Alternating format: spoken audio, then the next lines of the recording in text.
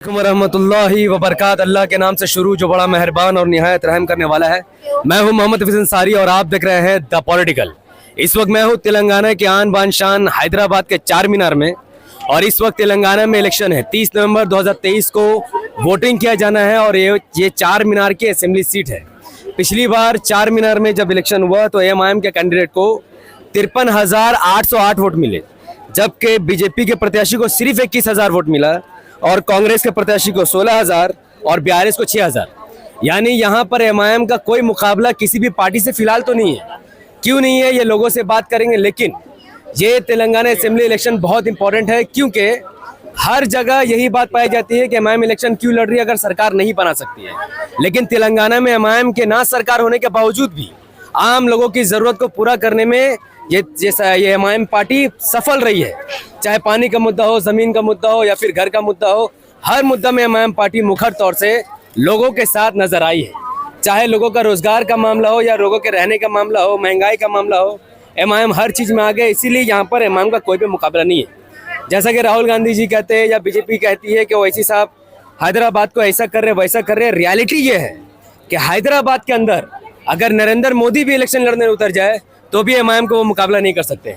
लोगों के अंदर ये जो चाहत है एमआईएम को लेकर, ये सिर्फ इसीलिए है क्योंकि जिस तरीके से अकबरुद्दीन ओवैसी साहब 14,000 बच्चों को अपने जेब से खर्चा करके पढ़ाते हैं और जिस तरीके से ओवैसी साहब द्वारा बनाए गए हॉस्पिटल में 20 रुपए या 100 रुपए का टिकट बनाकर लोग इलाज करा रहे हैं, यही सब चीज़ों को लेकर बिना कोई झंडा, बिना कोई रैली, बिना कोई बड़ा कैंपेन किए यहाँ पर एमआईएम हर साल 7 सीट जीत जाती है।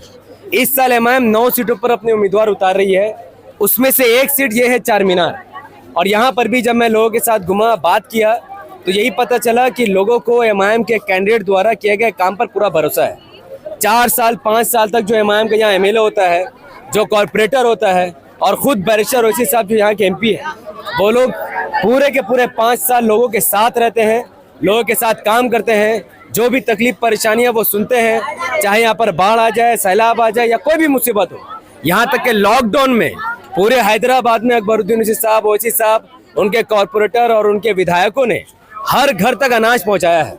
तो सरकार आपकी बने या ना बने, लेकिन अगर एमआईएम का जहां जहां एमएलए, जहां जहां काउंसिलर होगा, जहां एमपी होगा, वहां पर आपका काम पूरी तरीके से कर दिया जाएगा। अब हैदराबाद से अगर बाहर निकलकर तेलंगाना के बाहर वेस्ट बंगाल की बात करें या महाराष्ट्र की बात करें, उत्तर प्रदेश, बिहार की बात करें, तो जिन इलाकों में मुसलमान एमआईएम को वोट देने से गुरेज करते हैं और वो सोचते हैं कि एमआईएम जीतकर क्या करेगी, तो उनको हैदराबाद की आवाम से सीखना चाहिए कि यहाँ की आवाम ये नहीं सोचती है कि एमआईएम सरकार बना रही या नहीं बना रही, बल्कि यहाँ की आवाम देखती है कि जो भी व्यक्ति, जो एमआईएम का नेता उनके दरमियान मौजूद है, उनके दरमियान काम कर रहा है, उनके मसले मसाइल सुन रहा है, हैदराबाद की आवाम उनको वोट दे डालती है। और यही वजह है कि एमआईएम की सरकार ना होने के बावजूद भी यहाँ पर स्कूल, कॉलेज, हॉस्पिटल है। 2200 करोड़ 2,200 करोड़ रुपए माइनॉरिटीज़ के बजट है और इसके अलावा भी एमआईएम बहुत सारे काम करती है। अजीज़ भाई, ये अजीज़ भाई है, हैदराबाद में रहते हैं, लोकल वोटर है। मैं इनसे जानना चाहूँगा कि आखिर ये एमआईएम को क्यों वोट कर रहे हैं। अस्सलाम वालेकुम, अजीज़ खान, मैं इधर का ही लोकल वोटर हूँ।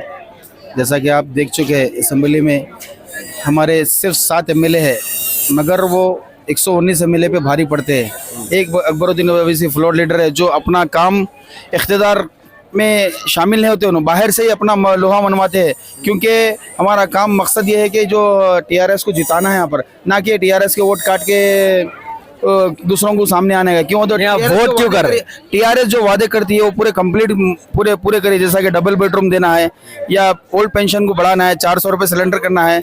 आपको क्या मिला आज तक? आपको क्या फायदा मिला? शादी मुबारक स्कीम में 1,16,000 रुपए दे रही है यहाँ पर गवर्नमेंट। इंडिया में इतने 27 स्टेट में कोई गवर्नमेंट नहीं दे रही। 1,16,000 रुपए। अगर आप मेरे 4 लड़कियां, तो चारों लड़कियों को भी गवर्नमेंट दे रही है। शादी का खर्च गवर्नमेंट उठा रही है। शादी मुबारक स्कीम, कल्याणा लक्ष्मी स्कीम टीआरएस कर रही है, एमआईएम कर नहीं। ये अकबरुद्दीन ओवैसी साहब ये लेके आए थे, प्रेजेंटेशन दिए और टीआरएस से सरकार टीआरएस से पास करी थी। अल्हम्दुलिल्लाह बहुत सारे काम है जो टाइम पे याद नहीं आ रहे। बहुत और पेंशन में क्या मिलता है इधर बुढ़े बुजुर्ग लोग को? ये यहाँ पर 2,500 मिले थे, मगर अब के डबल मिलेंगे।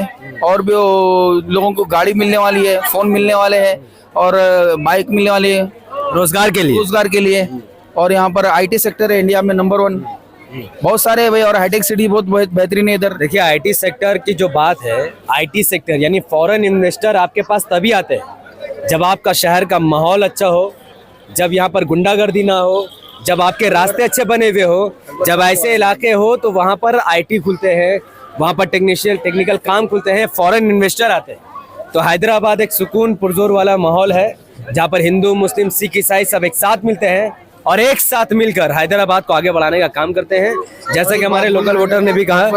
और एक बात बोलना है, हमारे अकबरुद्दीन अवैसी साहब के 14 स्कूल बने हैं, जो अंबानी और अडानी वो लोग भी नहीं बना सकते उतने महल, आसमान छूते हुए महल बना, बिल्डिंग बनाया उन्होंने। ओनली गरीब आवाम के लिए कोई 1 रुपए का भी किसी से पैसा नहीं लिया जाता। और बच्चों को पढ़ाते 15,000 बच्चे फ्री में पढ़ रहे हैं, और केजी से पीजी तक पूरे लड़के लड़कियों को फ्री है। कौन बात टीआरएस सरकार पढ़ा रहा है कि ओवैसी साहब अपना जेब से? अवैसी साहब पढ़ा रहे हैं, अवैसी में यानी कि अकबरुद्दीन अवैसी साहब पढ़ा रहे हैं। 15,000 इस वक्त पढ़ रहे बच्चे पढ़ रहे हैं, और रात को शाम को 5 बजे से लेकर रात को 10 बजे तक ट्यूशन दिया जाता है केजी से पीजी तक बच्चों को, या 10th 11 12 या डिग्री में जो भी है उनको फ्री में ट्यूशन दिया जा रहा है। अब बताइए, जो काम नरेंद्र मोदी देश का पीएम बनकर नहीं कर पा रहे, जो काम हर स्टेट का सीएम नहीं कर पा रहा, वो काम अकबरुद्दीन ओवैसी साहब अकेला कर रहे हैं। ना इस देश का पीएम 15,000 बच्चों को पढ़ाता है और ना ही किसी स्टेट का सीएम पर, लेकिन अकबरुद्दीन ओवैसी साहब ना कोई मंत्री है, ना कोई मिनिस्टर, ना ही कोई सरकारी काम, सिर्फ एक एमएलए होने की हैसियत से 15,000 बच्चों को उच्च दर्जे की शिक्षा देना कोई मुंह की बात नहीं है। और भी 3 स्कूल रनिंग में है जो अगले साल इनाग्रेशन होगा इंशाल्लाह ताला। टोटल मिला के 22,000 बच्चे फ्री में पढ़ाया जाएगा सालाना, और ट्यूशन के वगैरह सब जो मिला के 5 बजे से जो रात को 10 बजे तक चलता है उसको मिला के 30,000 बच्चे पास, उसके आगे आंकड़ा चले जाएगा। स्कूल भी चला रहे, ट्यूशन भी पढ़ा मुआवजे के, हाँ बिना किसी फ्री में केजी से पीजी तक फ्री पढ़ाई है। और आप समझे कि यहाँ वोट क्यों मांगे? गवर्नमेंट की तरफ से मुझे डबल बेडरूम मिला है ऑनलाइन, यानी कि लकी ड्रॉ में। कोई अकबर अवैसी साहब ने मगर हमारे को डालने लगाए थे 2016 में कैंप डलवा कर अकबर अवैसी साहब। यानी लोगों को, एमआईएम के जो नेता वो लोगों को बता रहे कि सरकार की स्कीम आप जाओ, आपका हक है, जाकर के उसको लो, ये बता। यहाँ के लोकल एमएलए साहब यहाँ पर कैंप डलवाए थे 2017 में हमारे को, तो हमारे को फॉर्म डालने लगाए थे फ्री में, और मेरे को अल्हम्दुलिल्लाह डबल बेडरूम का फ्लैट मिला है अल्हम्दुलिल्लाह। तो पिछली बार जब विधानसभा इलेक्शन हुआ 119 सीट में बीआरएस 96 जीती, बाकी कांग्रेस और एमआईएम 7 जीती, तो अब क्या हाल है, एमआईएम कितने जीतने के चांसेस है? अल्हम्दुलिल्लाह 9 के 9 जीतेंगे इंशाल्लाह आपके, क्योंकि अकबर अवैसी साहब और असद साहब 18 घंटे काम वोट देने का मेन मुद्दा क्या है? हिंदू मुसलमान, politics, development, school college hospital? यहाँ हमारे पास गंगा जमुना तहजीब है, नहीं देखा जाता है कि कौन हिंदू कौन मुस्लिम, सबका काम कर रहे थे यहाँ पर थोड़ा सा आगे लाल दरवाजा है, लाल दरवाजे के मंदिर के लिए 10 करोड़ रुपए सैंक्शन करा है, अकबरुद्दीन ओवैसी साहब दिलवा दिया और काम चल रहा है उसका। बताइए, जो जिस अकबरुद्दीन ओवैसी साहब को मीडिया वाले भड़काओ भाईजान कहती है, और जिन अकबरुद्दीन ओवैसी साहब को बीजेपी नेता दिन रात कोसते हैं, वो अकबरुद्दीन ओवैसी एक मुसलमान नेता होने की हैसियत से भी एक मंदिर का इनॉग्रेशन करा चुके हैं, एक मंदिर को बनवा चुके हैं। यानी कितना अच्छा उनका प्रेजेंटेशन है, चाहे मुसलमानों का बात हो या हिंदू भाइयों का बात हो, हर किसी के लिए अकबरुद्दीन ओवैसी साहब 24 घंटे खड़े हैं। बिल्कुल बिल्कुल बिल्कुल बिल्कुल। तो मैं मोहम्मद हफीज अंसारी, तेलंगाना हैदराबाद से, हैदराबाद 4 मीनार असेंबली सीट से आपके साथ जुड़ा हुआ था। यहाँ का माहौल आपने देखा। अगर आपको इस वीडियो में जरा सा भी कुछ समझ में आया हो तो इस वीडियो को जरूर